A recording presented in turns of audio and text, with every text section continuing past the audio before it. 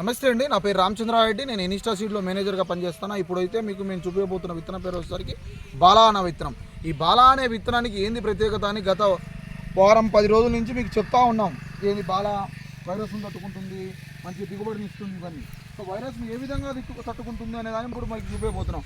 చూడండి, ఇప్పుడు మీకు చూపిస్తున్నటువంటి ఈ తోట వచ్చేసరికి బాలాకు పక్కన ఉన్నది వేరే తోట. ఆ తోటకు వైరస్ వచ్చింది.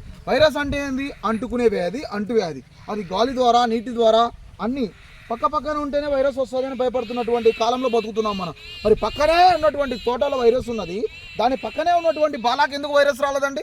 ఒకసారి గమనించండి. ఏం రైతన్న, పక్కన వైరస్ వచ్చిన తోట ఉంది కదా బాలా పక్కన, ఏ రైతన్న మరి ఈ బాలాకు వైరస్ వచ్చిందానే? వచ్చిలేదు స్వామి. రైతు స్వామి, మరి వైరస్ అంటే ఏంది? పక్కన ఉంటే కానీ అంటుకుంటుంది, ఏమైనా భయం ఉంటుంది. మరి దీనికి ఎందుకు అంటుకోలేదు స్వామి?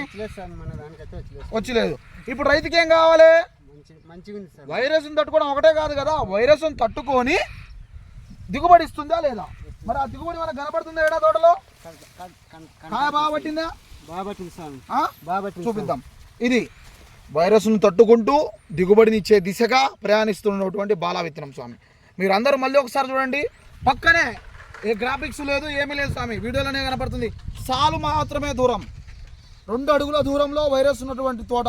అదే 2 అడుగులు వైరస్కి ఎంత దూరంలో తోట ఉందో, వైరస్ ఉన్న తోట అంతే దూరంలో వైరస్ను తట్టుకొని పండుతున్నటువంటి బాలా తోట చూడండి స్వామి. మీ రైతు ఫోన్ నెంబర్ చెప్పండి స్వామి, మీరు ఫోన్ నెంబర్ చెప్పండి. 8142250119 స్వామి. ఇదే అండి బాలాకు ఉన్నటువంటి లక్షణం.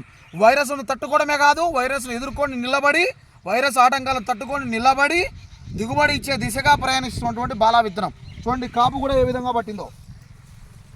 ఇది బాలాకు ఉన్నటువంటి లక్షణం.